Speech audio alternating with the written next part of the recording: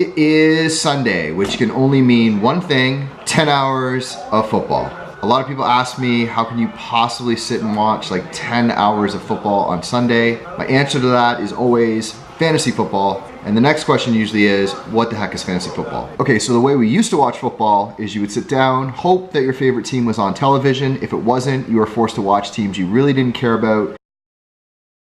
And then fantasy football came along. Now in fantasy football, I'm not necessarily cheering for a team, I'm cheering for individual players on those teams to score points. I'm cheering for individual players on many different teams to have awesome days statistically. So this is pretty cool. Now I can watch, Indianapolis against Cincinnati, even though I don't care about those two teams. I might have Cincinnati's running back or Indianapolis's quarterback, and I'd be cheering for those individual players. Today, while I sit here and watch the games, I am actually going to explain to you what the heck fantasy football is and why it is so addictive to sit here on a Sunday and watch literally 10 hours of football. So there are 1,696 players in the NFL. That is 53 per team, and there are 32 teams. Only the offensive players are eligible to play in fantasy football. So about half of those 53 players on each team are offensive players. Those 26 or so players that are on offense, 9 of those guys are offensive linemen. For the purposes of fantasy football, we don't really pay attention to them. So that leaves us with about 600 players in the entire NFL that are eligible for fantasy football. So the way this works is those 600 players are in a pool. Each team in fantasy football has to fill out a roster. Now that roster typically will be filled with the following positions: 1 QB, 2 running backs, 2 wide receivers, 1 tight end, 1 flex. Now flex is any combination of wide receivers, running backs, or tight ends. Then typically we've got 1 kicker and 1 defense. Now defense is unique because we're actually drafting the entire defensive team. In addition to that, each team has a bench. That bench is typically 7 players. So when you're drafting, you want to make sure you've got a quarterback and 2 wide receivers and 2 running backs and 1 kicker and 1 tight end and 1 defense. But you also want to have backups to those positions. If a certain player is not playing well, if a certain player has a really bad matchup on a week, or if a certain player is on a bye week, meaning that their team is not playing that week, you want to be able to bring in your bench and have productive players that can fill in those gaps. So when we're drafting from those 600 players, typically what happens is order is randomly generated. The first team drafts first, then second, then third, then fourth, all the way down to the 10th or 12th team, and then the order reverses. All right, so you've drafted your team. Now what happens? Each player is going to receive points for how they do in the actual NFL game playing live that day. So here's how the points work. Catching a touchdown pass is worth 6 points. Running a touchdown into the end zone is also worth 6 points.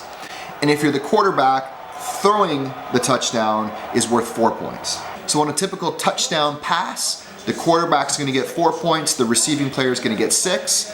On a running touchdown, only the receiving player is gonna get those 6 points. But that's not the only way to get points in fantasy football. So quarterbacks typically, when they throw for 25 yards, they're getting 1 single point for every 25 yards they throw.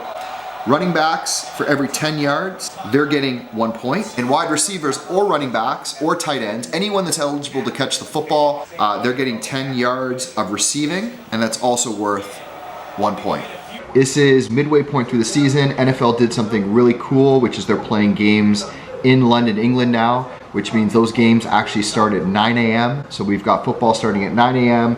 It starts at 1 p.m. It starts at 4 p.m. It starts at 8:30 p.m. And then we have another game Monday, and we've already had a game Thursday. I've got a pretty crazy setup right here. You're gonna see it in a second. It's so ridiculous. Oh, that was close. And I'm probably gonna get distracted a lot by that TV because I do have something called NFL Redzone playing right now. If you don't know what NFL Redzone is, you're gonna find out right now.